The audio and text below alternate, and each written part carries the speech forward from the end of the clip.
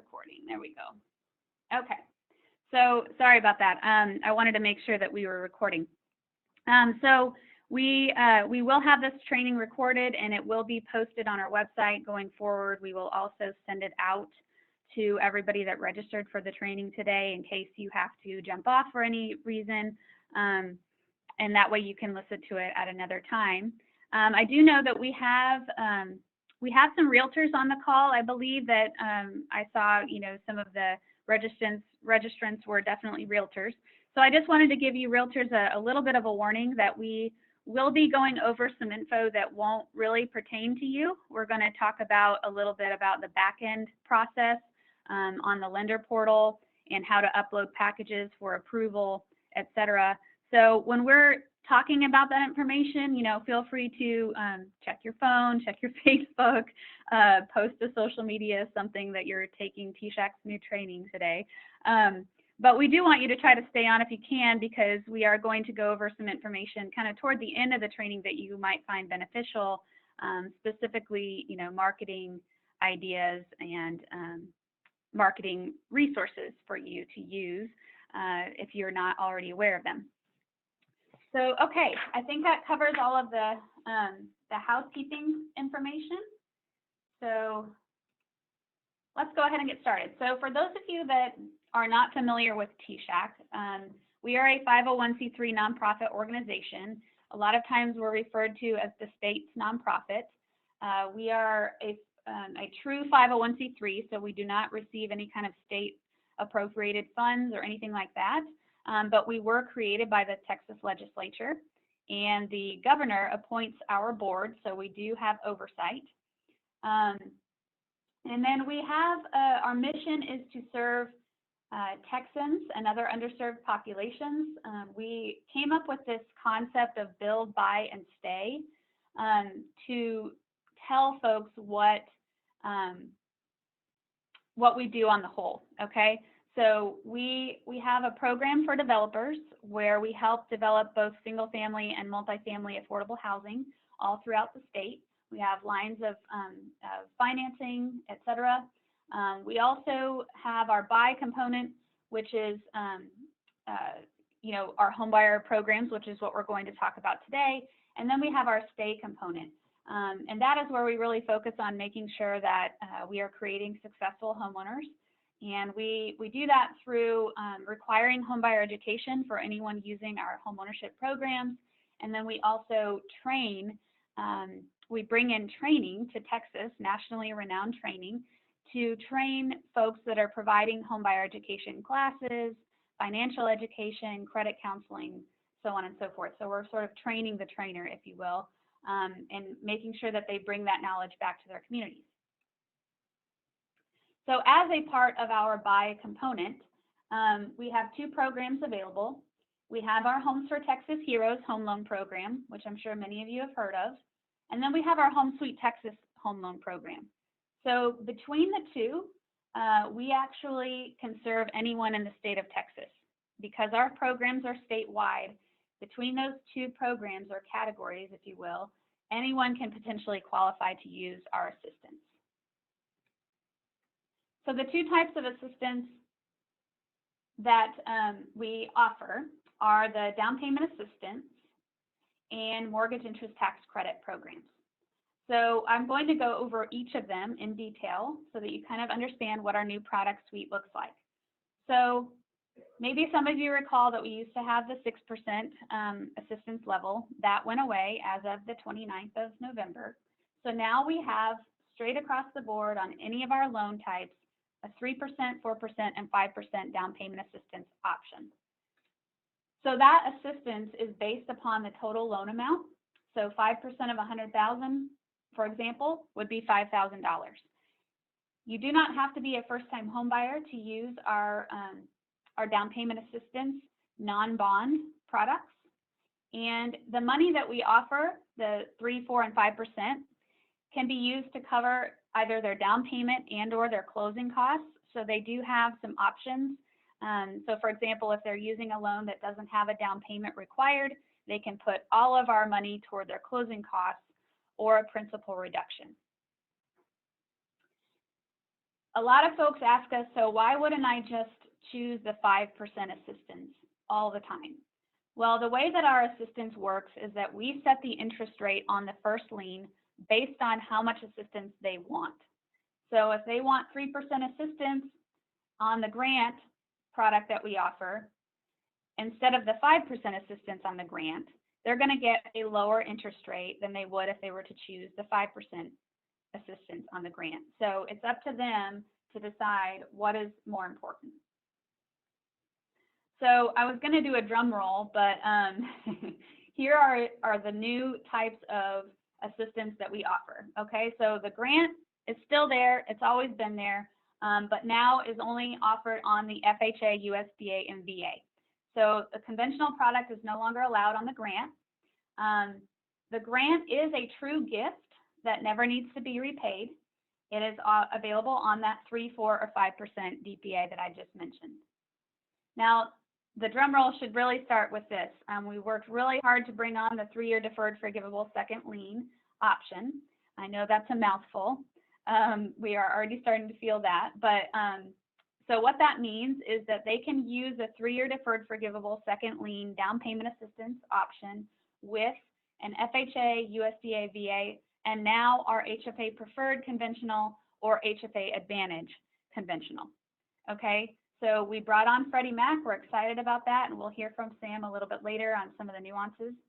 But basically, the grant on the conventional side turned into a 3-year deferred forgivable. The benefit of this 3-year deferred forgivable is that it offers a lower interest rate than what was available on the grant, or than what is available on the grant on the government side. And so the structure is that there's 0 interest accruing on that second lien. There's no monthly payments due, which is why we say deferred. And it is fully forgiven after 3 years from the closing date. So as long as they stay there for 3 years, then they will not have to pay it back. It becomes a grant at that point. So the benefit is that it offers a lower interest rate on the first lien mortgage than the grant does.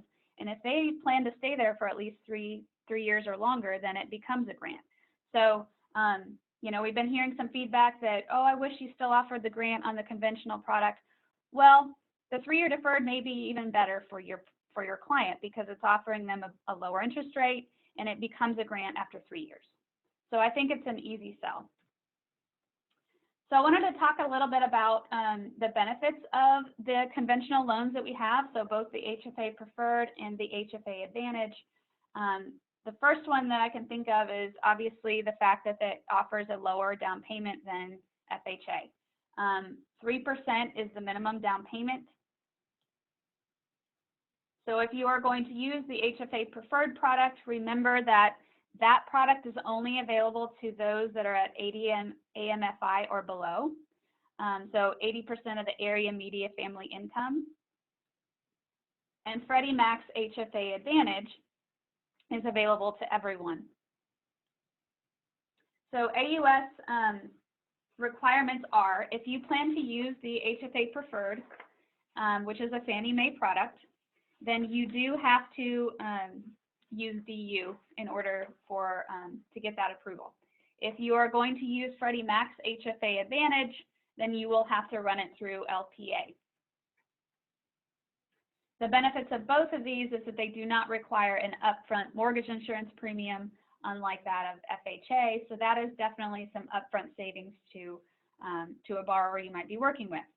I do want to mention while we are on this slide, though, that Freddie Mac is working hard to align with Fannie Mae on some of their requirements. And so starting in February, we may again offer Fannie Mae's HFA Preferred to borrowers above 80 AMFI. But for right now, Freddie Mac is the only product available to borrowers above 80% AMFI. The last benefit that I will mention is that the MI can be canceled, and that kind of leads me into the next slide, which is the HFA Preferred and HFA Advantage offer right now a reduced MI coverage compared to that of a standard conventional product or standard coverage. So basically anybody who is at 80% or below AMFI will always receive the lower reduced charter coverage, which is that 18%, 16%, 12, or 6% that you see in this table. However, for right now, the above 80% AMFI borrowers that are using Freddie Mac, because that's the only option they would have to do conventional right now, they are still getting the reduced charter coverage, but that will change in February. So in February, the borrowers above 80 AMFI will be required to have that standard coverage.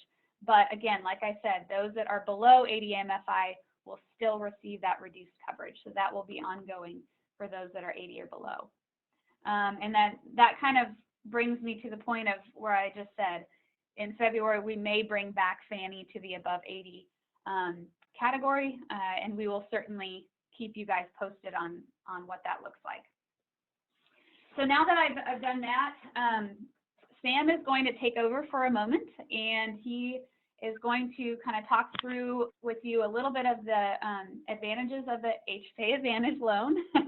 I should have chosen a different word there, but anyway, so Sam is the Affordable Lending Manager with Freddie Mac, and he's going to teach us about some of the specifics regarding this product and how to run it through LPA. Sam has an extensive background in marketing and housing and community development as well. And I've worked with him actually many times in the past in various roles, and now he's joined Freddie Mac's team, and it's been there, I think, almost a year or maybe a little less, he said. And so we're looking forward to working with him in this role. So Sam, thank you for being on the call this morning. We apologize for the technical difficulties. And so if you want to take it over for a moment and teach our crew the new stuff. So absolutely, and no worries with the technical difficulties. I was always told technology is great when it works. So, but it's working now, so that's all that matters. So thank you. So really, TSAHC, I just want to say how, on behalf of Freddie Mac, how excited we are now to have the HFA Advantage offering. It's going to just be fantastic going into 2020 and helping Texans around the state. So I'm excited. So all the lenders and realtors on the line, welcome to the call. And it's really because of you that has requested the Freddie Mac offering as well. So I just want to thank you for requesting that. We're excited to have that with TSAHC, and it's going to be just great. So I'm going to just highlight a couple things. You got a lot of information.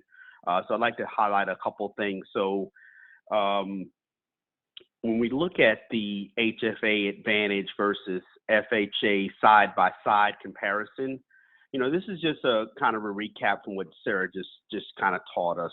So the beauty of, you know, when I think of this slide, I really think about, you know, back in my origination days is we know that customers ask us about, you know, when I'm getting a mortgage, what's going to be my lowest payment?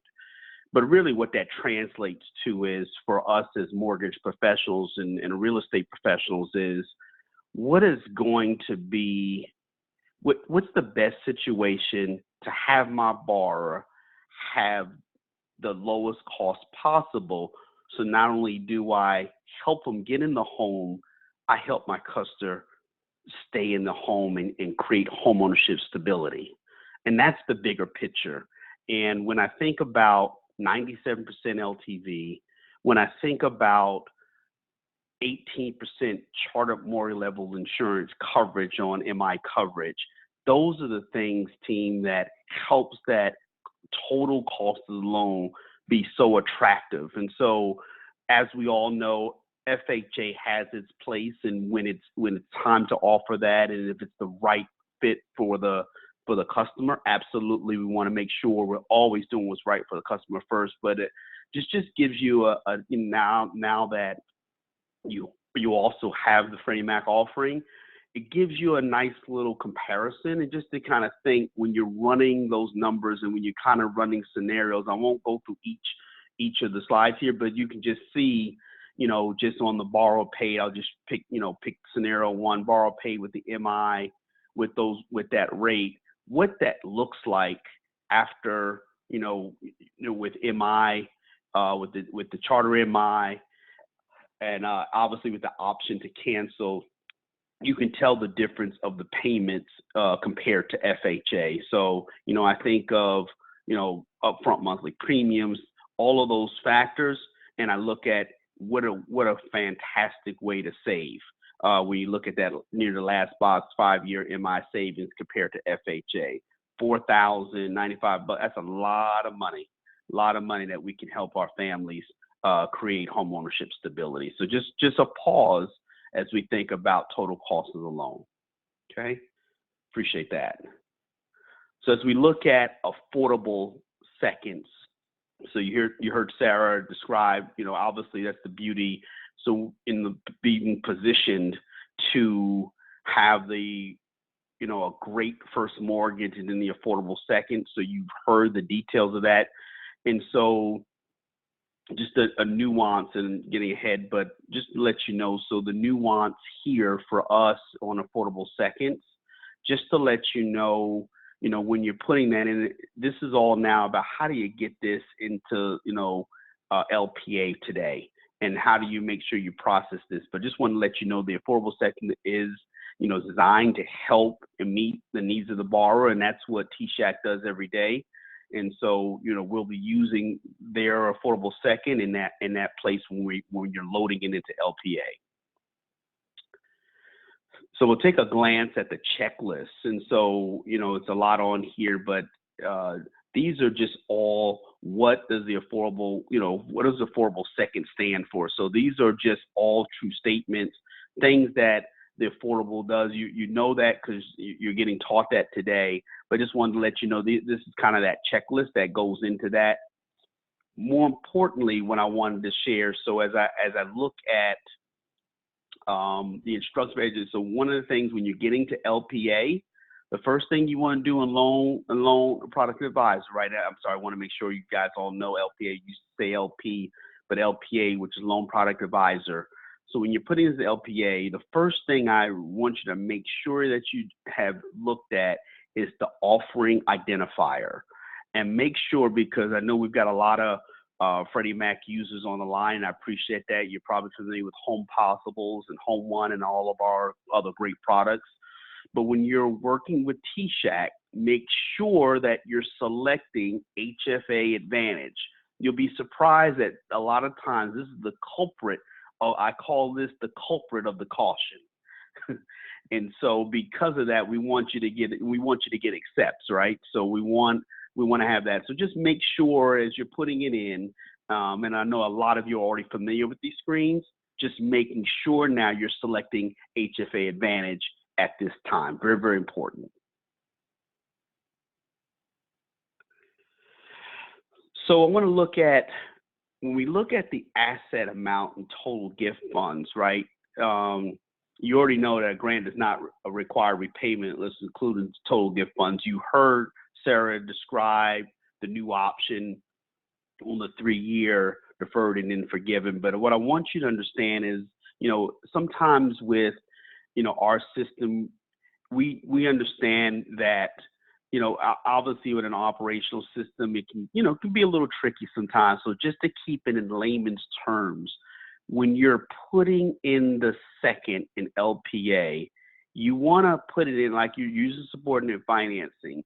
You want to put it in as a supported financing second. But if for any chance you start to get a caution, I want you to try it again and enter it as a gift and see if you get a different, response on that, because sometimes it's just the way we calculate it. Look at that, the risk factor flags start to go up. So it's okay in this scenario. So just real clear on this. So particularly I'm talking to all the lenders on the call, realtors, you just make sure you got a great participating lender that works with TSAHC. But for the lenders on the call, it's okay. So you can initially put it in subordinate financing. If for some reason you're getting a caution because somehow we just didn't like it, it's okay to make an update and put it in as total gifts, so that when you put it as a gift fund, let's see if that risk factor is removed, if you will, internally, and then that you could proceed with an accept. as you proceed with the mortgage origination. Okay, so I really, really wanted to highlight that, because you would please ensure that the loan is delivered, and loan seller or advisor. All that's just saying is when it goes to the next step. So don't have to worry about that. The most important thing is what I just shared.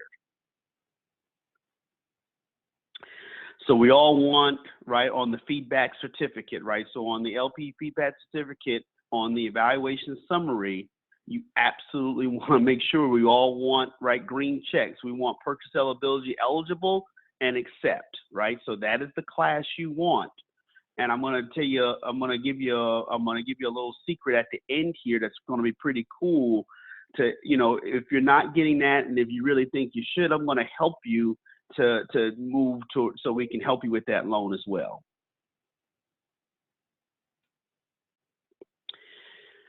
So just another line here in LPA. So obviously verify the loan was submitted correctly by ensuring that the value entered in the offering identifier. I know you said, well, Sam, you already told us that.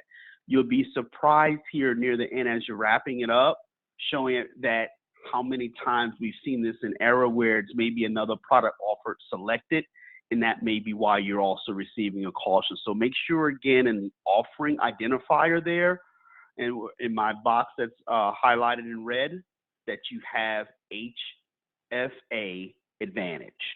Very, very important. So let's look at some other general messages as an LPA. So one wanted to highlight was, TSAHC we'll talk about, we always defer our home buyer education and first-time home buyer. It's always required, but we defer to TSAHC to help us.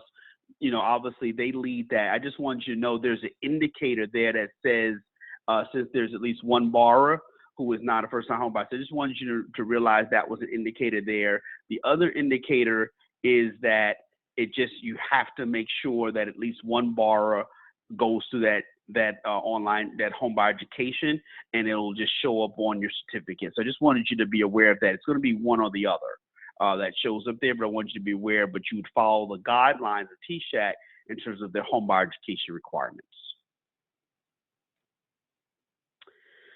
And then this is just some other great resources. So obviously, as you're growing your business with TSAHC and helping families with HFA Advantage, these are just other great resources. So I encourage you to go out to the Freddie Mac website, look around, sign up. But some really great tools out there for you to help you grow your business, especially as you're working. It's probably great timing as you're working on your business plans today for 2020 to do that. Okay. The resource slide, I'm just going to go ahead. So we'll probably just go ahead and we'll move on this one. I want to end with that secret information I wanted to tell you, right? And that secret information is you've got a direct line to help you be successful as it relates to structuring, helping you with your loans. So for whatever reason you thought, I should not have gotten a caution on this, credit score looks good, time on the job, whatever the compensating factor is that you thought was good, LTV is good, my DTI is good. I want you to pick up the phone and call who? 1-800-FREDDIE. How simple is that, right? I want you to call 1-800-FREDDIE, and I want you to dial 111. And that gets you to a certified underwriter that is a specialist with HFA Advantage. So pretty cool stuff. You can pick up the phone, right, and call them and find a loan. So the realtor's on the line. If you got a deal that it's you're concerned about, your lending partner is going to make sure that they got access to pick up the phone and call underwriter directly. So really cool information.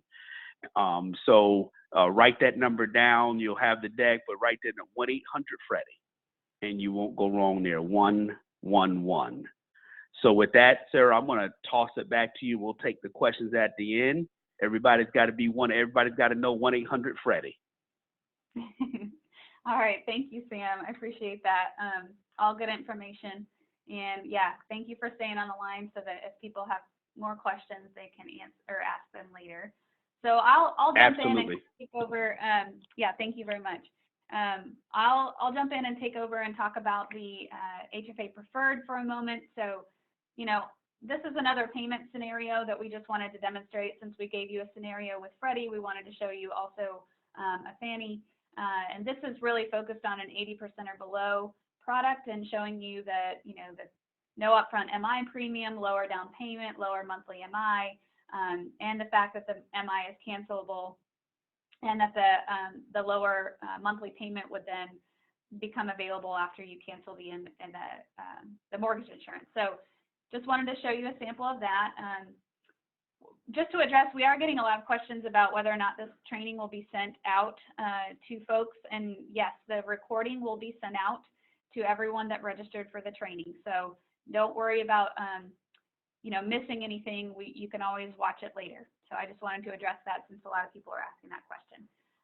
But I wanted to jump in, and since Sam was so kind to go through the LPA information with us, we thought we'd also just refresh your memory on the HFA preferred and how to enter that into DU. So when you get into DU, you're going to look for the additional data navigation bar. And then you will look for the community lending section, which is highlighted here. And you're going to make sure that in the community lending product section in that drop-down menu, you're going to want to put HFA preferred. So as Sam was saying, that is a lot of times the culprit of a refer. And so you'll want to make sure that you put in the HFA preferred. In our new particular 3-year deferred forgivable case, you will put in yes in the community second section. And then the drop-down menu under the community second's repayment structure, we have a great partner at Lakeview that told me which option they would need to choose, and that is no payments are due within the first 5 years.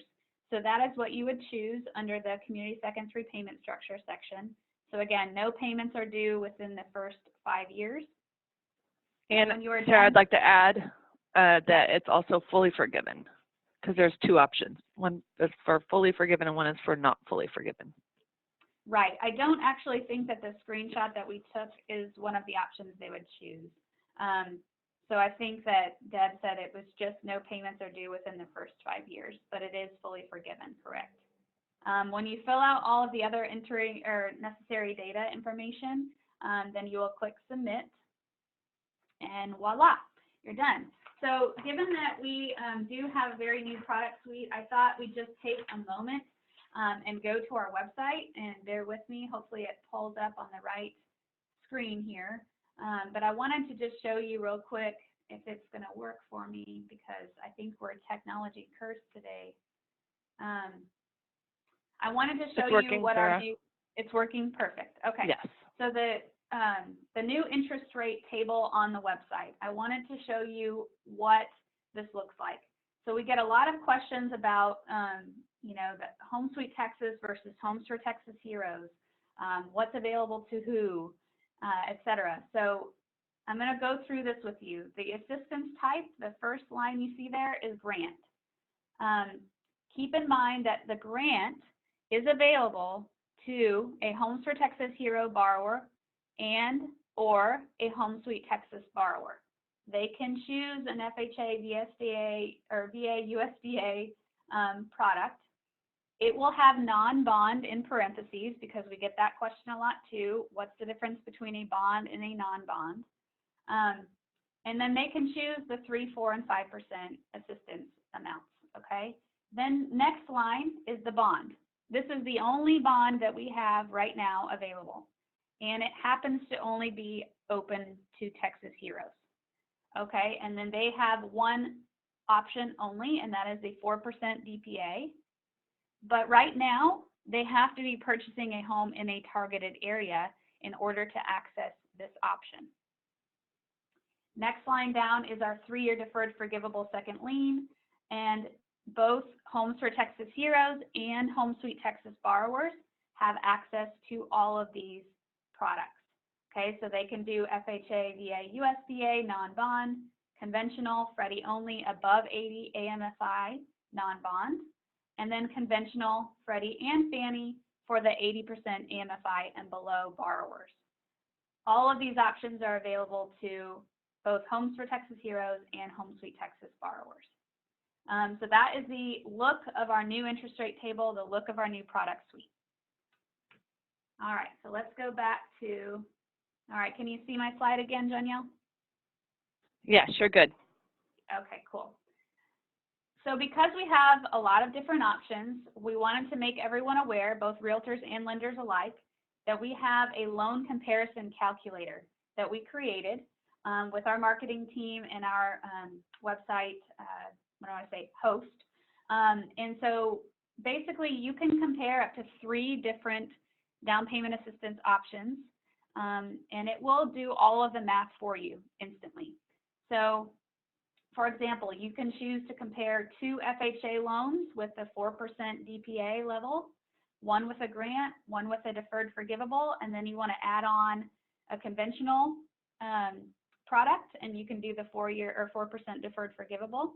And then you'll be able to see what the minimum down payment is. So you can compare the difference between what's required if you want to. Then you can also compare what additional down payment might be needed or what they have left over. So if we are providing more than what's needed for their minimum down payment, then it will show up in green like it is here. And that is the money that they can put toward their closing costs or principal reduction or whatever they choose. So you can use that as a comparison tool. You can look at the monthly mortgage insurance costs.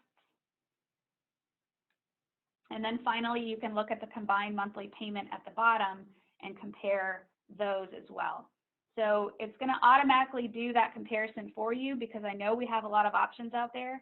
So we wanted to make sure that you know that this tool is available. So if you're working with a borrower or a client and you want to do that real quick with them, then you can kind of talk about what's most important to them. Is it more important for them to have more money at the closing table? Is it more important to have a lower monthly payment, et cetera? So it's a great tool. So finally, with the government loans, the type of home you can buy, we really don't restrict much. And the only kind of highlight I guess I'll make on this slide is that if you're wanting to use a manufactured home or buy a manufactured home rather, you will have to have a 640 plus FICO. For the HFA conventional loans, there are a couple of nuances that changed with our launch on the 2nd, and that is if you're wanting to use a conventional loan to purchase a condo, just make sure that you're following Fannie or Freddie's approval process, depending on what loan type you might be using. And then for the duplex, triplex, and fourplex option, where one unit is occupied by the borrower, Fannie Mae is the only one that allows this type of property, and so you would have to be working with someone at 80% or below wanting to use a conventional product to purchase one of these options.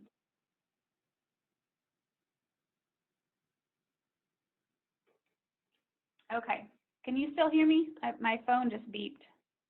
Yes, you're good. Okay, my phone beeped for some reason. I wanted to make sure I didn't lose connection.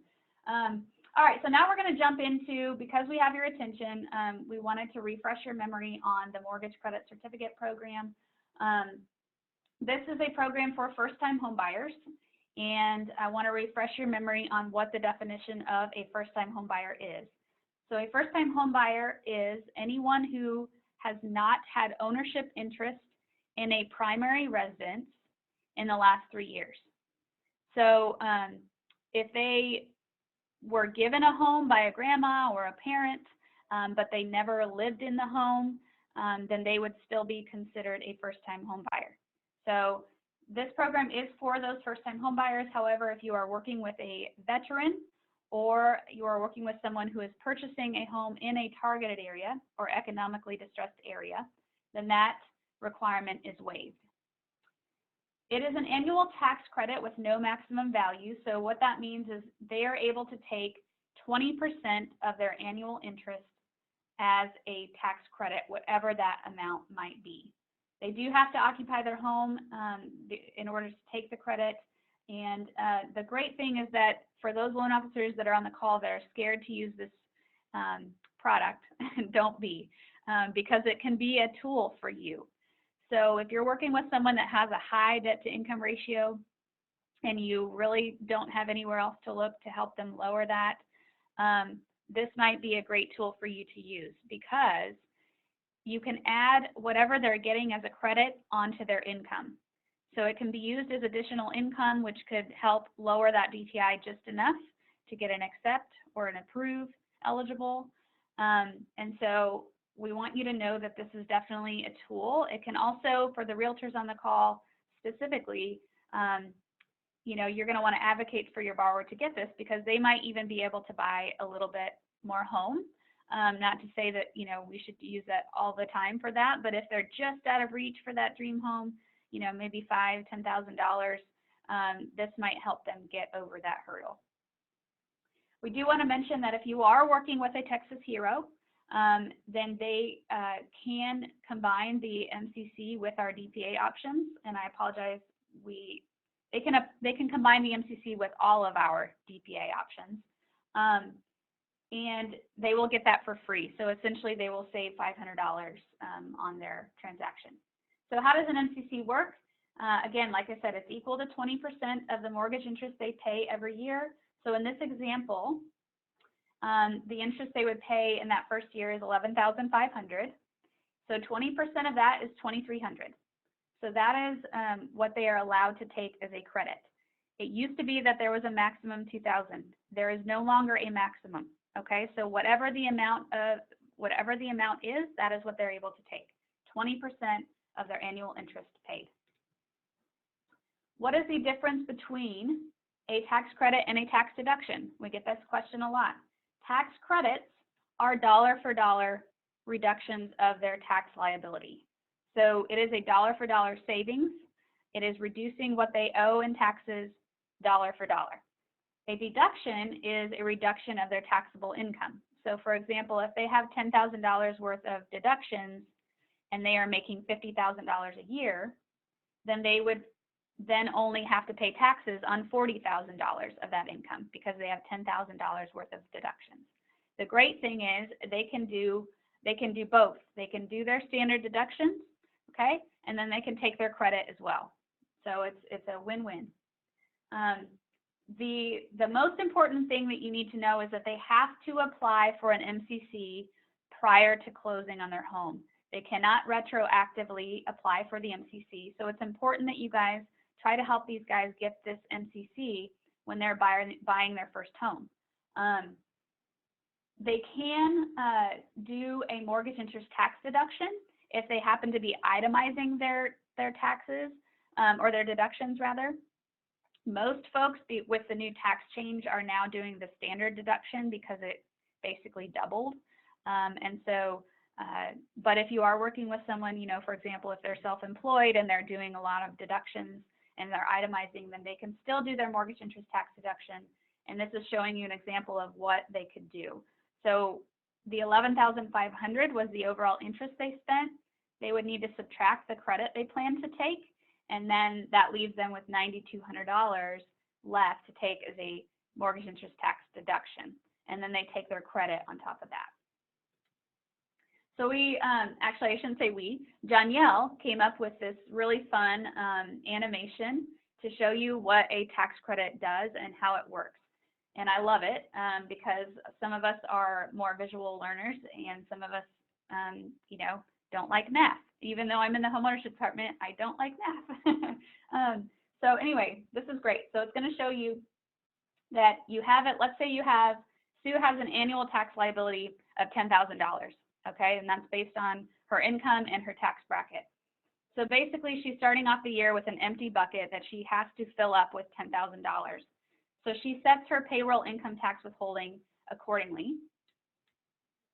And every time she gets paid, a portion of her paycheck gets put into the bucket. If she puts more than enough, if she puts more than $10,000 in that bucket, then some of that money is going to start falling out. And that is what they will get as a refund. So how does an MCC work in this scenario? So Sally, did I say Sally or Sue? Doesn't matter. You said Sue, but yeah. Okay. Sally has the same tax liability. She's starting off the year with the same empty bucket, right? She keeps everything the same. The $2,300 MCC man, goes into the bucket first, and then basically she's starting off the year with a little bit fuller bucket than she had the year prior. So now her remaining tax liability is $7,700. She keeps everything the same. Like I said, her payroll income tax withholding stays the same. Same amount gets put into the bucket every time she gets paid. Obviously, because there was overflow last year, there's going to be even more overflow this year, and therefore her refund is going to increase by exactly $2,300. So the reason we demonstrate this is because we get a lot of questions from folks that say, well, my borrower or my client already gets a refund, so it doesn't sound like they're going to benefit from the MCC. Well, this animation just proved you wrong, right? They are still going to benefit from the MCC even if they get a refund. Now, I say that to say, you know, they do have to have a tax liability. So maybe I should stop and just finish that. So they do have to have a tax liability, meaning like if you're working with someone with an income of SSDI or something along those lines, you know, disability from veterans disability or something like that, they are not paying income taxes on that money. And so therefore, there would be nothing for this credit to go toward. So they have to have some kind of liability. They have to owe something in income taxes in order to benefit from this. But they can carry forward any unused credit for up to 3 years. So if they don't happen to use it in the first year or the second year, they can still use it for up to 3 years. So even if you're working with someone that may not have a large tax liability in the beginning, maybe they're a young family just starting out, if they plan to make more money as they get older, their tax liability will grow, they can continue to roll it over until they need it. So it's a great thing to know and to apply for prior to closing. So the MCC can be used with our DPA, like I mentioned, any of our non-bond DPA products, and it can be used by itself as well. Okay, so you can use it as an add-on to a mortgage you plan to offer them without down payment assistance, or you can combine it with one of our DPA non-bond products. So recapture tax is something that we like to teach you all about, but it's very rare, so we don't want to scare you. But you do need to know about it. So recapture tax is going to be associated with an MCC and then the bond, that one bond product that I mentioned earlier, okay? All three of these things have to happen in order for recapture tax to be triggered. So number one, they have to sell the home within 9 years. That doesn't mean that they are required to stay there for 10 years or longer. It's just that if they happen to sell within 9 years, they make a net profit on the sale after everyone is paid, including the realtors. And then the third one is typically the one that doesn't happen. So their income has to increase by 5% above and beyond what their income limit was at the time they purchased the home, okay? So let's say, for example, they were purchasing in Travis County. The income limit here is $94,600 for a family of 1 or 2. But they were making $60,000 as a family when they purchased. So it's 5% increase above and beyond the $94,600. Not 5% above and beyond the $60,000 they were making when they moved in. So that's the one that typically doesn't get met. And so if all three of these things do not get met, then they are not subject to recapture. So the third one is why it makes it typically a very rare occurrence. Okay, and now I get to take a break and take a drink of water and let my colleague Janielle, the Director of Homeownership Programs, take over. So Janielle Levesque, take the reins. Thank you, Sarah. Appreciate you. Well, good morning, everyone. So first of all, I would really like to personally thank everyone for joining us this morning to hear all about our new down payment assistance products, and Sarah did a great job presenting those to us. So hopefully Sarah has gotten you all excited enough about the benefits of our programs that you're now asking yourselves, how does an individual qualify for this assistance? And Sarah, did you pass over the reins to me? Yes, ma'am. Perfect. So you should be Thank able you. to put share Okay. and then screen you want to share.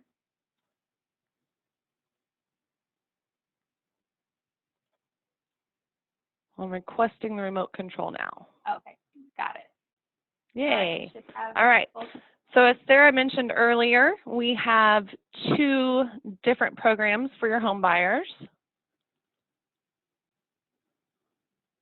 Both programs offer the various assistance types that Sarah discussed during her presentation. Our first program is our Home Sweet Texas Home Loan Program, and it's available to all home buyers regardless of profession, as long as they make up to 115% of the area median income. And the second program is the Homes for Texas Heroes Home Loan Program. And actually this program is the one that's the nearest and dearest to my heart because half of my family members meet those profession requirements. But, as you can see, this program is profession specific. So I'd like to ask, how many of you out there know a teacher or a veteran, firefighter, or a police officer that could benefit from a free MCC? Our Texas Heroes will receive a free MCC if they're using our DPA and our MCC programs combined. So we've provided a sample of what our income and purchase price limits chart looks like. And this can also be found on our website. And actually, speaking of website, I noticed a couple of folks during Sarah's presentation was asking about, some of the website features that Sarah was talking about, including the comparison calculator. All of those can be found on our website. We will be providing the website address later on in the presentation, but also readytobuyatexashome.com is where you can find that calculator along with this income limits chart that we're looking at. But the main thing that you need to know about this chart is that most all of our assistance and loan types will be using the above 80% AMFI columns, which are those blue and peach columns, for the exception of our below 80% AMFI borrowers that are using the conventional loan type, and that can be found in the orange column. You can also find the purchase price limits in the green column. And the area median income limits are based on the county that the home buyer is purchasing that home, but how that income is calculated really depends on which assistance type they are using. So for instance, if they're using the non-bond DPA only product, then you will only need to use that loan qualifying income that you all have on your 1003. This means that your home buyers may actually make a lot more than what they're using to qualify for that mortgage loan, and we will use that to help them be eligible for the assistance. So this means that you might not be using bonus or overtime income for that borrower, and it may even mean you're not using the non-purchasing spouse's income. And that's great because that would help them qualify for our assistance. And one of the ways that we like to look at that is that so many of you out there, as you know, and I used to be a loan officer, we used to try to squeeze every possible dollar out of that home buyer that we could to get them to qualify for as much house as they possibly could. And, sometimes that might have been overextending them a slight bit. So what we are considering with this is that you are qualifying them on income that maybe is not so consistent. You are qualifying them without using their bonus and overtime income. You're not squeezing every dollar out of them to get them to qualify for more than what they can afford. They are using maybe just their base income to qualify for that mortgage loan, which means they're qualifying for a little bit less house and being more fiscally responsible. So because of that, they could potentially qualify for down payment assistance. So we're going to reward them for being more responsible in what they qualify for. Now, if the home buyer is using either an MCC or bond DPA program, then you will need to consider all sources of income for those on that deed of trust, which means a non-purchasing spouse's income will be included. Please note that Any co-signers or co-borrowers are no longer allowed with the conventional loan types. But if you are using them on a government loan type, also please note that you will not be using their income when determining eligibility for our programs. You will only be using the actual borrower's income to determine eligibility for our programs. Okay. The only other main underwriting requirements the borrower must meet is the minimum credit scores. Otherwise, you will underwrite the loans using our standard underwriting guidelines, or rather standard underwriting guidelines depending on loan type. But a big point is that there is no maximum debt to income ratios with a U.S. approval. Okay, and we also require the borrowers complete a homebuyer education course. And as you can see from this slide, a homeowner is 33% less likely to fall behind on their mortgage if they've taken that homebuyer education course. So, we see this as a win-win for everyone. We really want to make sure that our homebuyers are successful homeowners. We're not offering down payment assistance and wanting to set folks up for failure. We want them to have a successful home ownership experience. So we do require that they take this homebuyer education. So to find a course near your borrower, you may visit our website at texasfinancialtoolbox.com. And also note that there may be a cost associated with this course of anywhere from $0 to $100, depending on which course your borrower chooses.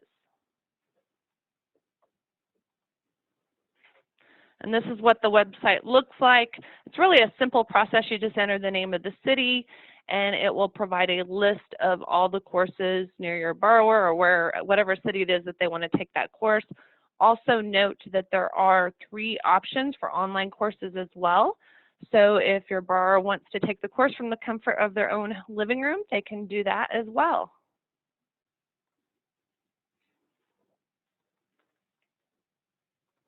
We also require that a borrower use one of our approved mortgage lenders. And a list of these lenders may be found on our website one of 3 ways. They can choose a loan officer from our statewide top performing loan officer list, a regional top performing loan officer list, and they can also search by county. Now, one of the things I want to point out for those realtors out there, we do require our loan officers to take extensive training to understand how a home buyer would qualify or be eligible for our assistance. So that is the reason behind requiring that a home buyer utilize an approved participating lender. And we also do not list those loan officers on our website until they have assisted at least 4 home buyers utilize our assistance. We want to make sure that those loan officers that are getting those free referrals are absolutely versed in our programs and understand how a home buyer would qualify using this assistance.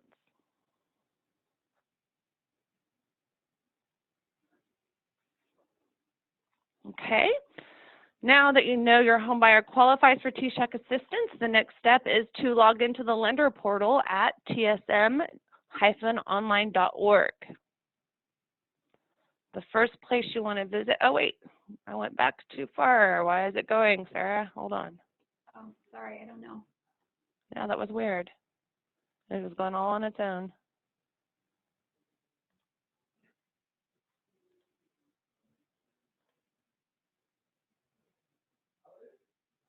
So the first place that you're going to want to visit is our program documents section on the lender portal.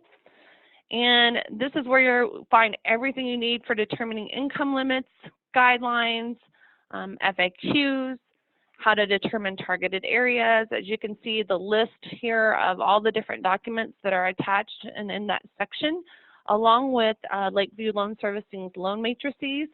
But one of the most important documents you will find here is our step-by-step procedure document.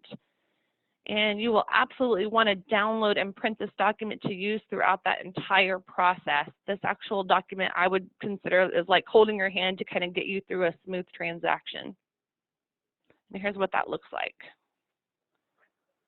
So this is to show you what it looks like. You'll see that the first column will take you through each step of the process. So as an example, in step 1, it will give an overview of the qualification requirements when qualifying the borrower. The second column is for the bond DPA program only. And I want to kind of point out some of the differences. Sarah had mentioned earlier about the bond and non-bond, and that actually is one of our most frequently asked questions. And what is the difference? And the bond program is funded through mortgage revenue bonds and comes and goes based on availability. So there's always a limited amount available, and the current bond DPA that is currently available is only available to heroes purchasing in targeted areas. And I think Sarah mentioned that earlier, but wanted to point that out. The third column is for the non-bond DPA program. This DPA is funded through mortgage-backed securities, and so that funding is perpetually available. It's always available. The fourth is for those using the standalone MCC without any DPA. And then the next column is for those combining that non-bond DPA with an MCC. The last column shows what the stage means when looking at the status in the lender portal. And also, each of these columns will provide you a list of what documents you will need through each step of that process, which is great. As you can see, closing docs, required documents, those lists are available right here on this one step by step. So there are 13 steps in total to get you through the whole process.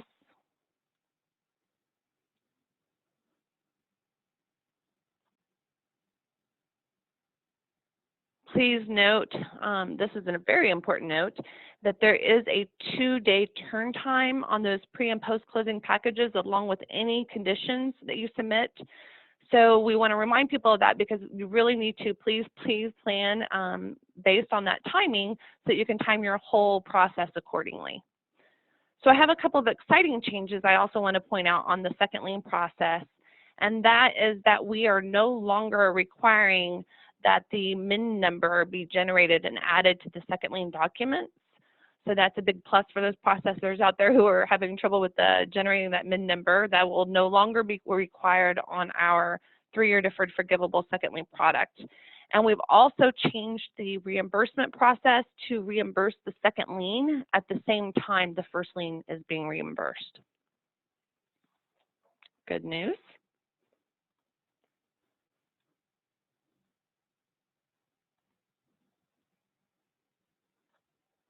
So once you've completed step 1 and you've pre-qualified your borrower, the next step is you want to make your reservation. To get started on a new reservation, you will click on the New Reservation tab. Please note that a reservation will also be locking the interest rate. So that's one of our frequently asked questions. And that gives you 60 days to get the loan sold to Lakeview Loan Servicing. All right, so you will first select whether you are reserving for DPA only or MCC only or a combo of both, along with which loan type. And I'd like to take you through a conventional reservation to point out the difference in reserving that under 80% AMFI versus the over 80% AMFI for those conventional products.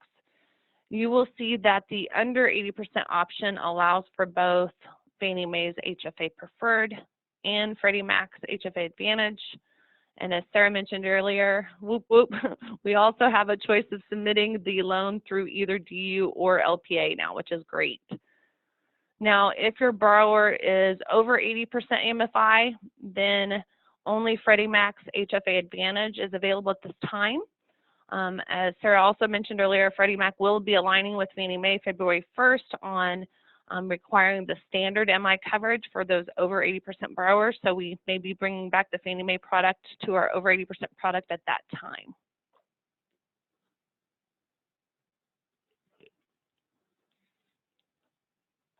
Okay, and so when selecting any of our 3-year deferred forgivable products, this is kind of a new little section that will pop up automatically and be included.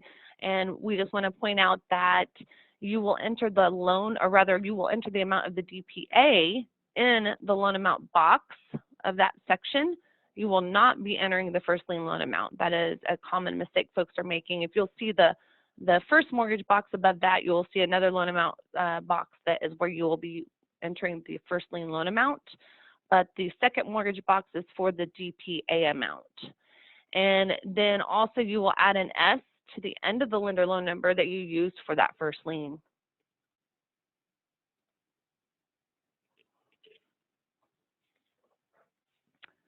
So to check the status of a reservation, you're going to click on the Status tab. And then you are going to enter the reservation number. And once you find your reservation, you may select any of the following actions. The first is to view the reservation in detail. That's the View button. And the PDF docs section is where you go to download the documents kind of associated with each specific reservation. And the eDocs button is where you will that will be the section where you'll upload any documents associated with this particular reservation. You will also notice that this screen gives a quick overview of the stage and status of the reservation as well.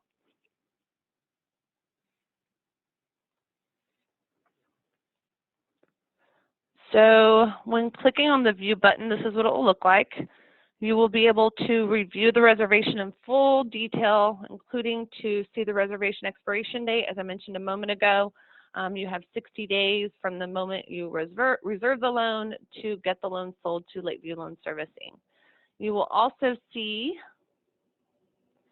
any conditions or exceptions, if any. Hopefully there's none. But if you do have them, this is where you're going to find them in the reservation.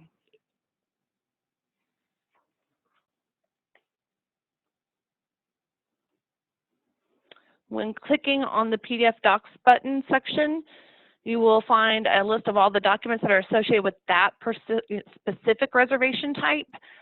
This will also be where you'll find any second lien documents if you're using the new 30-year deferred forgivable assistance. And you will just simply make a check mark with which documents you'd like to generate, and then you will click the Generate Documents button, and this will automatically fill out all the documents for you. So it's very, very simple. It's very nice to have.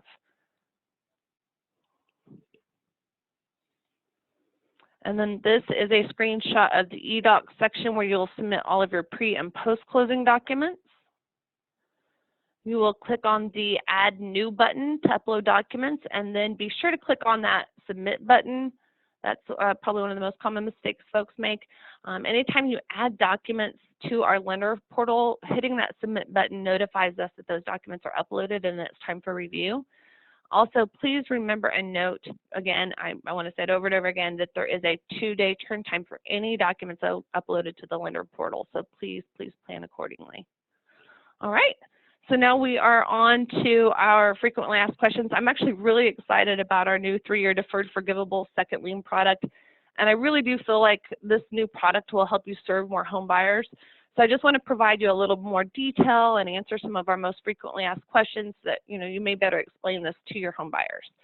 This product will have 0% interest with only a 3-year term, and that will be fully forgiven on the 3rd anniversary of the closing date. There will be no monthly payments due and will only be repayable during the 3-year term if that senior lien is paid off or if the property is no longer the principal residence.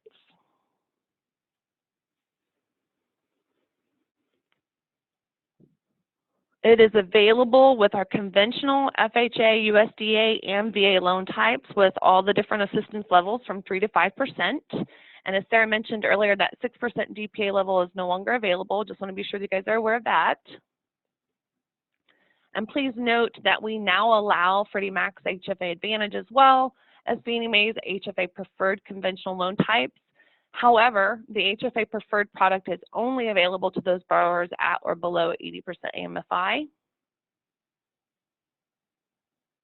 And borrowers need to have a minimum FICO score of 620 on the government loan types and 640 on conventional. I've noticed several questions out there that have asked about the minimum credit scores, and here they are again based on loan type, not assistance type. It is based on loan type.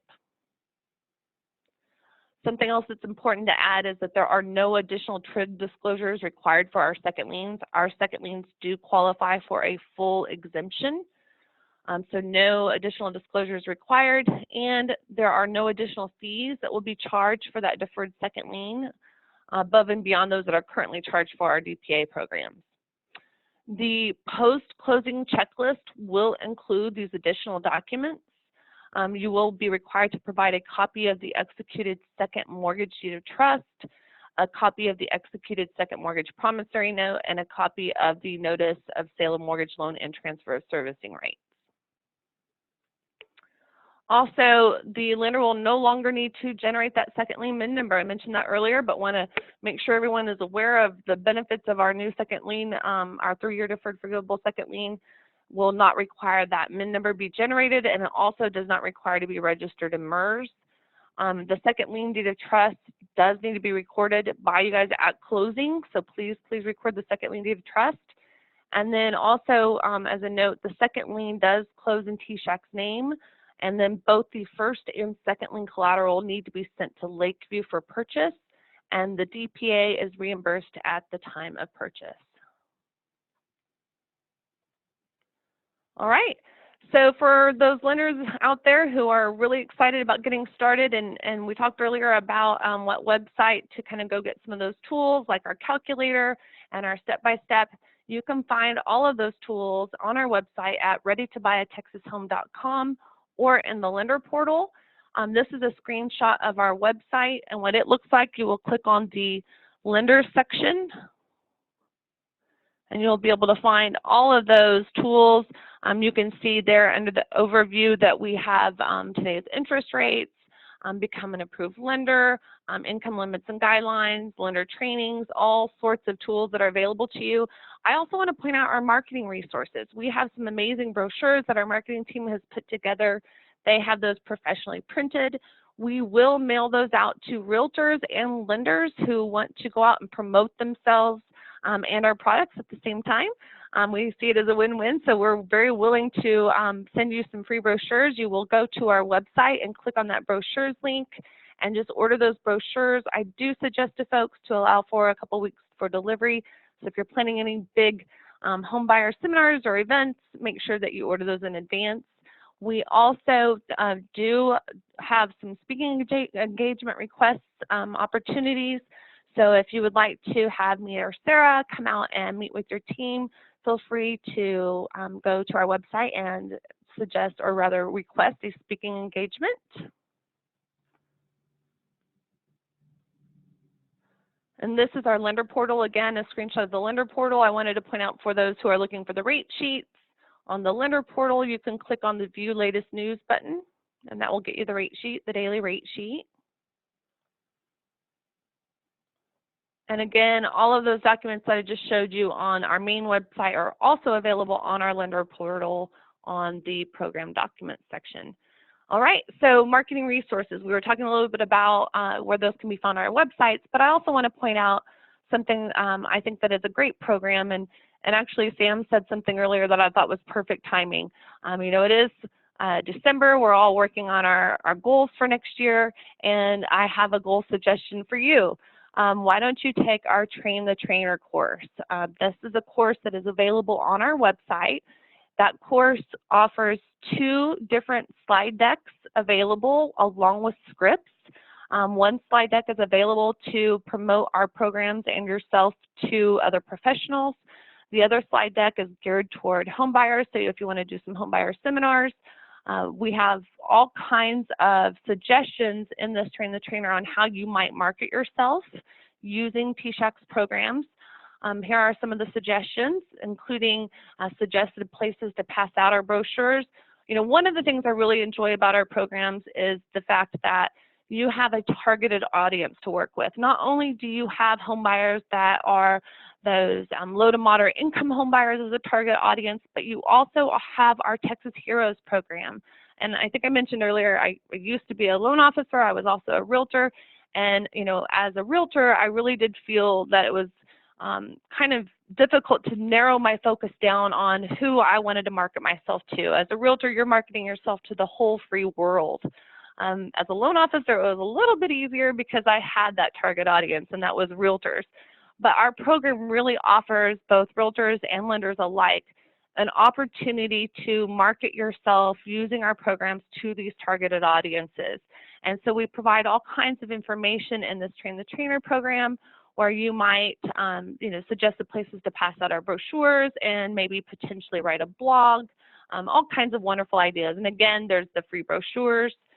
Let's see, here's some other suggested ideas, and this is all on our Train the Trainer program. So please, if you're interested at all, go to our website and click on that Train the Trainer program, and you will get all this information available to you, along with a special web page where you can go and get additional marketing materials that are only available to those who have taken that Train the Trainer course.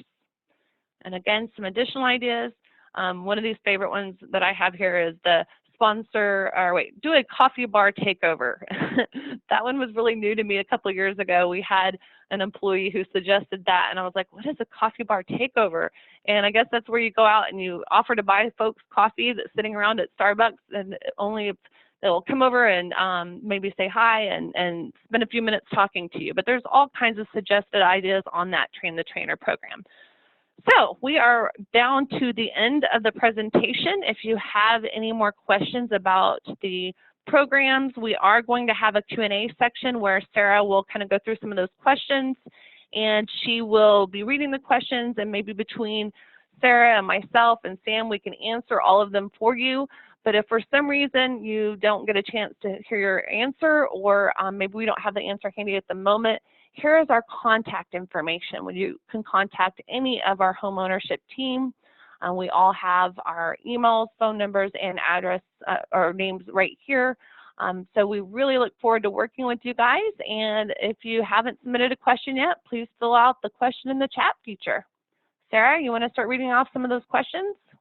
Yes, ma'am. All right. So Yay. We'll kick it off with Peter Crane's first question was, can you please reconsider a grant with Freddie HFA Advantage? It's hard to get an LP accept with a second. I think that kind of goes toward Sam's information that he provided, and saying that you can enter it as a second or a gift, because our 3-year deferred forgivable qualifies as an affordable second. You can enter it as a second or a gift. So play around with it, basically is what he was saying, to try to get your approval. Let's see here. Is credit score still more stringent when qualifying for the second lien? So if you're trying to qualify, not necessarily. The second lien itself doesn't require a higher credit score. If you're doing a second lien with a government product, it's still 620. If you're doing a second lien with one of the conventional products, it's 640. Next question. And I think I'll read it, and then I'll let you answer, Danielle. I think that's what we had decided, okay. So I apologize. Yeah, no problem.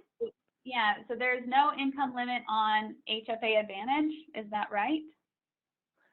There are income limits. So I pointed out the income limits chart earlier. All of our income limits are, or all of our programs are at 115% income limit, except for the conventional program, which has 2 income limits, and that is either 80% AMFI or 115% AMFI. Now, I would like to point out that if your home buyer is purchasing in a targeted area, that goes up to 140% AMFI. Is that correct, Sarah? Correct. Okay, next question. Lots of repeats on, can we get copies of these slides? Will we be having another training? And so I think just the answer to that would be that we are sending out the recorded version to everyone that registered, but we will not have another live training, but we'll provide the recorded version. Okay, did you say that both Fannie and Freddie will only be going with the reduced MI if the AMFI is below 80%, but maybe there would be a change in February? So if I understand that question correctly, currently Fannie and Freddie both owe or offer the reduced MI for the below 80% AMFI borrowers. And also currently Freddie offers it between 80 and 115%. But starting February 1st, Freddie will be aligning with Fannie in that any home buyer that is above 80% MFI will be required to use the standard MI coverage. So starting February 1st, AMFIs between 115 and 80 will use standard coverage MI, and then those below 80% will have the charter coverage available. Okay. Next couple of questions, this might be more in your field, Sam. So people are asking about LPA, and I guess I'll read both questions because they kind of are worded a bit differently. So number one is, if we have to redecision with a gift, do we remove the second? The second question is similar. If you're getting a caution result, do you leave as a second and add a gift, or remove as second and add as a gift? Absolutely. So what I would say, and I'll just combine those scenarios and say, if you're getting a caution because you put it in traditional lien second, I would go ahead, rerun the decision and run it as a gift. When you run it as a gift and you're still getting a caution, well, there may be some other risk factors there, of course. But I would just rerun it with the gift, but lead with putting it in as, you know, subordinate, as a subordinate lien. So you're saying to remove the second if you're getting a caution and try it as a gift. That's it, and then put it in as a gift. So if it's, you know, $4,500, then that's what you want to put it as a gift, or whatever that amount is. That is correct. Okay, perfect. All right. So I just combined those questions. Thank you. Thank you. I'm right here. All right. I'm trying to read through them quickly here. Website for the comparison calculator, Jonielle just shared that, readytobuyatexashome.com. And then you will go to the lenders or realtors section, and it will be listed under there as loan comparison calculator. Can the MCC be used with self-employed borrowers? Absolutely, as long as they're paying income taxes. Okay, let's see here. Questions so far. On the second lien, is the deed automatically reconveyed after 3 years, or does the homeowner need to request it? Well, that's actually a good question. Our loan servicer, Lakeview Loan Servicing, will be releasing those liens on the anniversary date automatically. Automatically, okay. Do retired heroes qualify for the Heroes program? Unfortunately, no. They would have to qualify under the Home Sweet Texas category. So they still may be able to get a lot of the assistance options that we offer. The main benefit they wouldn't be able to receive is that free MCC when combining it with our DPA. Unless they're a veteran. Unless they're a veteran, correct.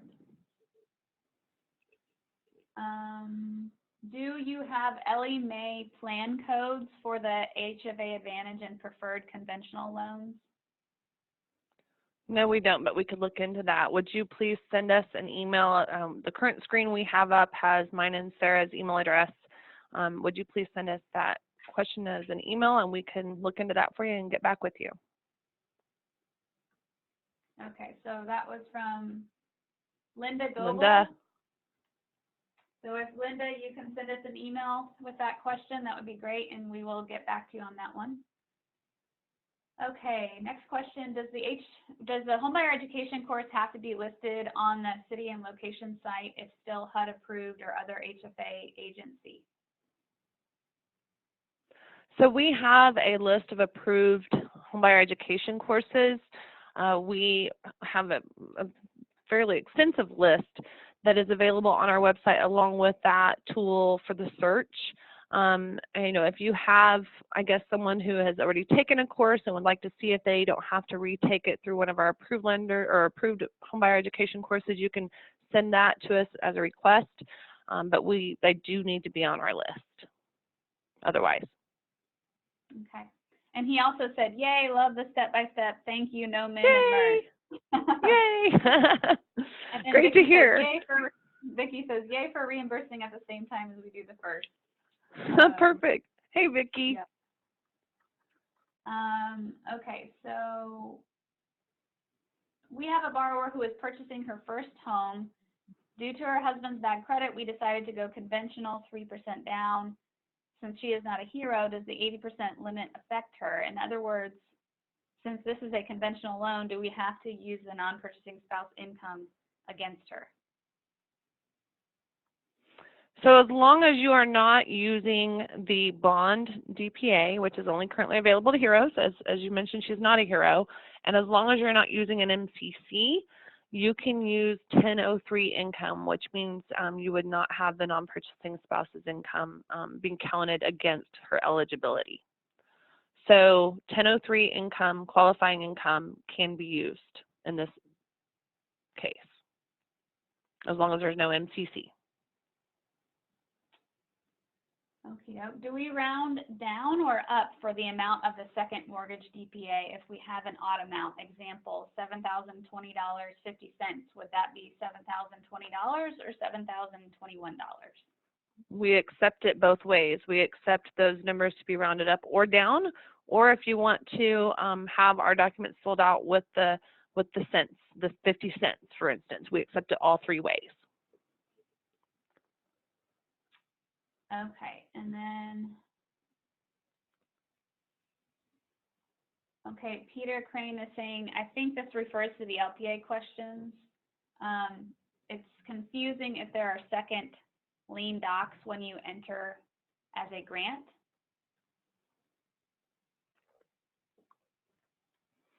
So do you want to answer that one, Sam, or you want us to?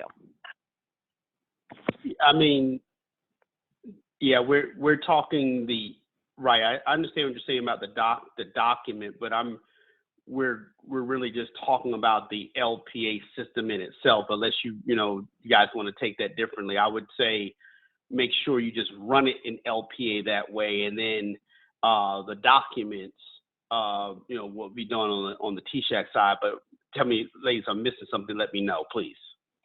Well, I think also that it is our second lien is a forgivable second lien. There's no payments due. There's no interest. And being that it's forgivable, it is essentially a grant in 3 years. Correct. Right. So, yeah, I think I agree with Sam in that LPA, you run it as a gift, but then you register it as a second lien on our system and would fill out all the appropriate documents. So they're kind of two separate. That is correct, Sarah. Okay, how long does it take from application to close? Well, that's a really good question, and it really depends on you and your processes. As I mentioned earlier, we do have a 2 business day turn time on anything submitted, but those things can be submitted, while you guys are working on other processes, while you have you can submit the pre-closing compliance package to us while you're ordering appraisals and so on. It really depends on your process, but I will tell you that I do have loan officers out there who say that our process adds no additional days to their normal process because they have our process down and do it simultaneously while working on their process. So there's no additional days added depending on your process. Okay. Let's see here. Oh, how do we get a TSAHC t-shirt? That's a really good question. Matter of fact, add me to that question list, guys. We're gonna tell Katie about that. Maybe we could start selling them. No. Yeah, we could create some merch for sure. Nice. Okay, so how do we know where the targeted areas are? That was the next Good question. Good question. So I mentioned earlier, both on our lender portal and on our readytobuyatexashome.com website. In the additional resources section, you will see a document that references targeted areas, and it will walk you through the whole targeted areas process and how you would go to the mapping system to determine if a property is in a targeted area. Do recipients have to be Texas residents? And that's another good question, because that's actually something we just changed in recent, I guess about a year or two ago.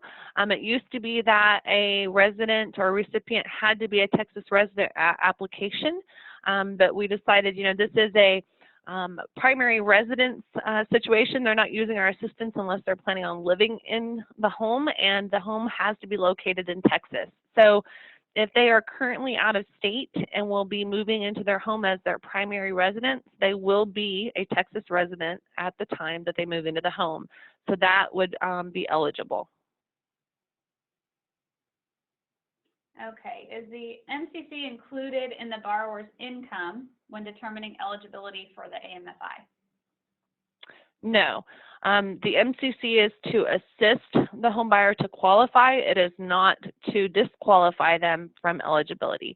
So you would not include the MCC income when determining eligibility for our assistance. Perfect. Does the second docs require TRID or partial exemption?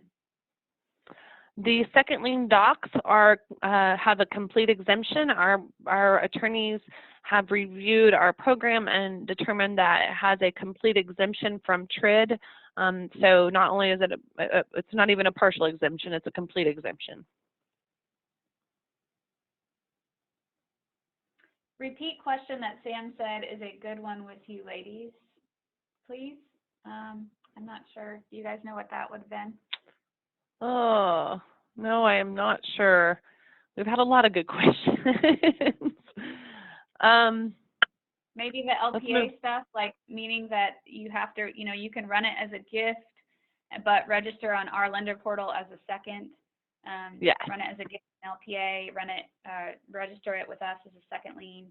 They're two separate systems.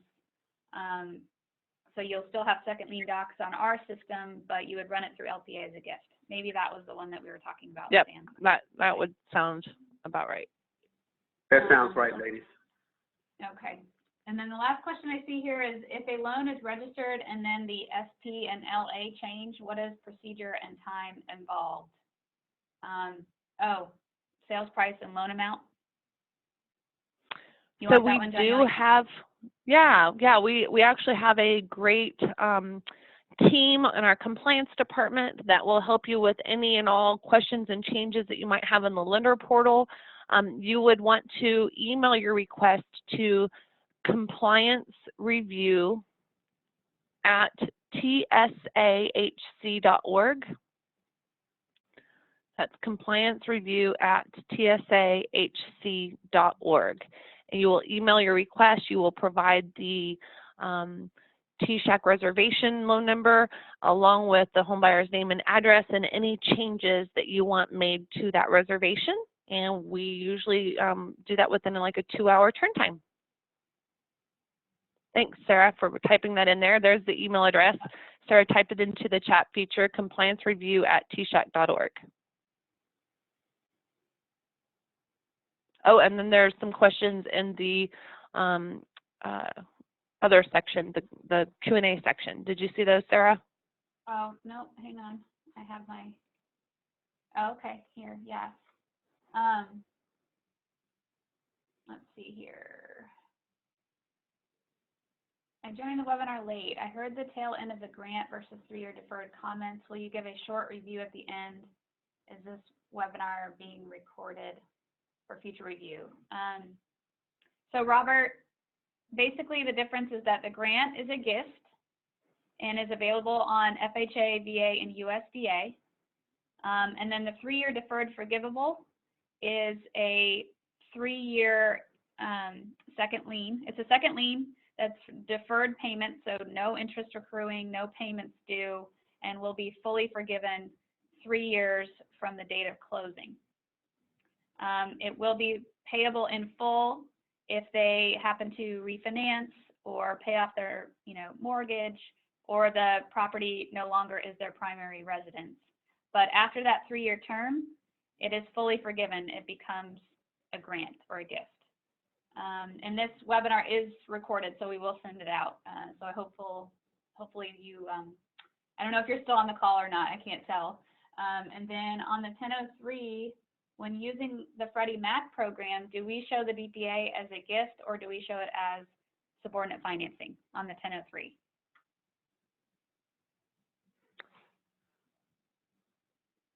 So Sam had mentioned in his presentation that on the 1003, you would show it as, depending on how you're submitting it into LPA.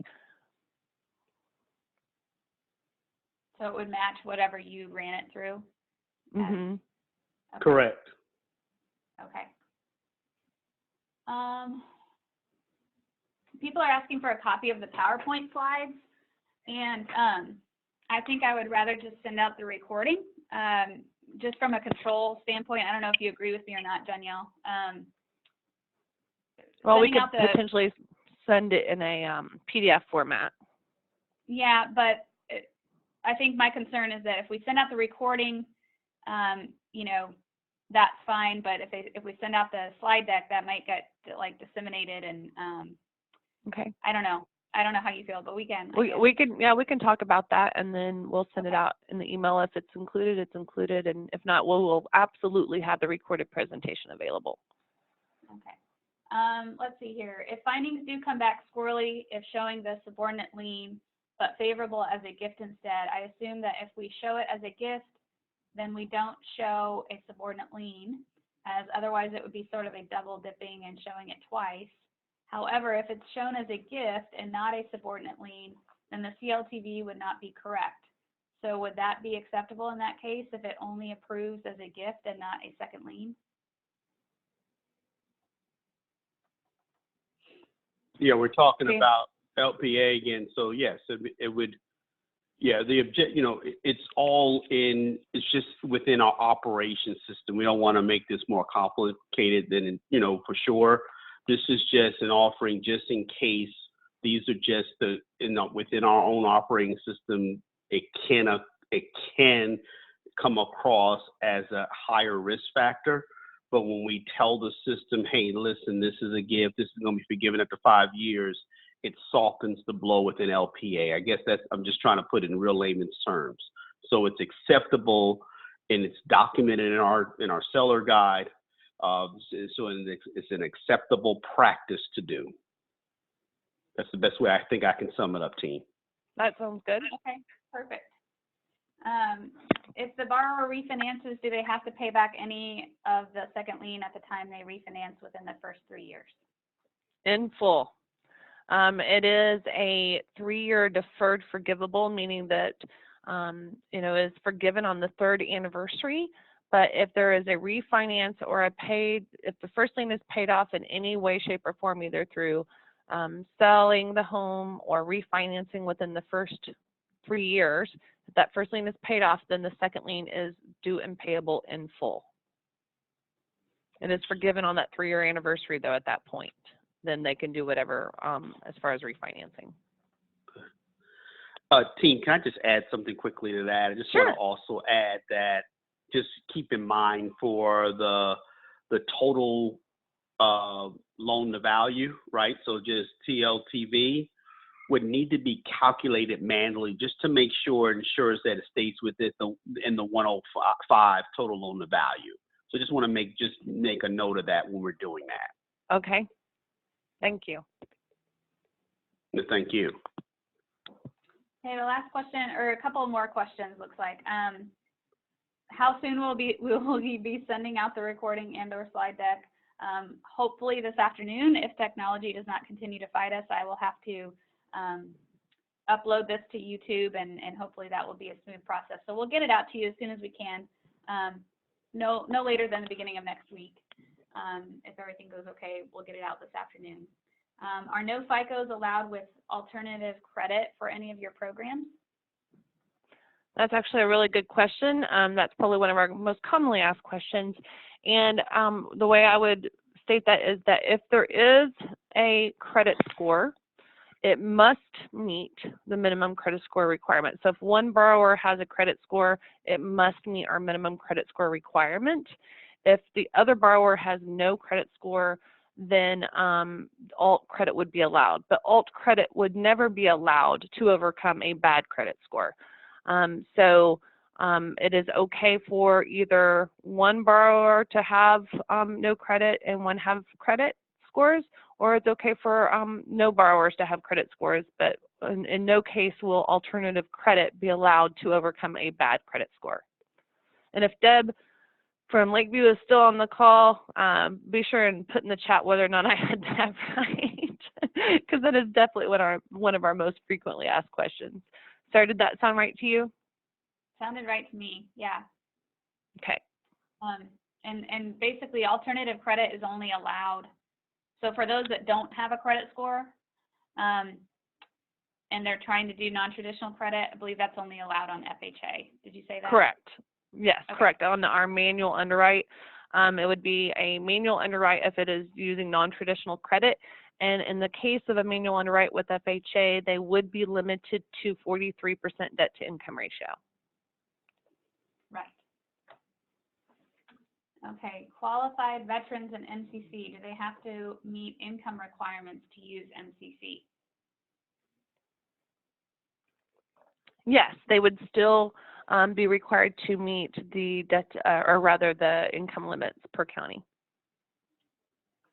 Does the MCC income we use to qualify for a higher mortgage amount add to the income limits for that specific county? So I think that's a similar question than what we had earlier. Right. So the MCC income is used to help qualify for the mortgage loan. It would not be used to be determining our eligibility for the program. So in other words, adding the MCC income should in no way disqualify the home buyer from using our assistance. It's there to help. Right. For the forgivable second lien, does the lender need to set up the second lien docs to send to closing, or will TSAHC be providing these? Does the second lien have to be included in the CLTV? So the forgivable second lien documents can be found on the lender portal in the PDF docs section. As I mentioned in the training, those documents are in the PDF docs section, and all you will have to do is click on or check mark which documents you want printed, and it will automatically fill in the blanks when you generate the documents. Now, with the second lien documents, you just want to go through and make sure that all those blanks are filled out properly, because if for some reason those blanks are changed or they're not filled out properly and it's recorded, our compliance department will condition you. But you guys will be responsible for sending those second lien documents, drafting those second lien documents from our lender portal and sending those to closing. You will also be responsible for making sure that they are recorded properly, and you will send that collateral to Lakeview Loan Servicing with the first lien documents. And then I think that Sam just answered that question a moment ago regarding the second lien having to be included in the CLTV. He did answer that question and said that yes, it would need to be included in the CLTV. Okay. Okay, Michael, you're a realtor that took our Overcoming the Down Payment Hurdle class in 2017, and you want to be on the realtor list. We do require that you take one of our webinars or classes once a year in order to be on that list. So you can feel free to email us if you want, and we can, tell you what classes or what webinar you could take. You can take the Train the Trainer if you want, and then we'll have you register with us and we can get you listed that way. Okay, let's see here.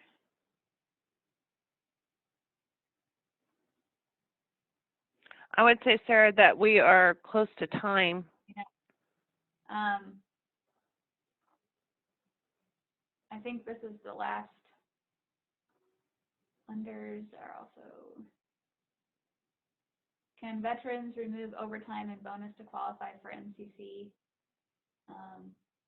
So we have an entire section in our guidelines, an appendix section at the end of our guidelines that will go through all of the things that you will be required to include in income or can exclude in income. So I don't want to get into the weeds too much on that.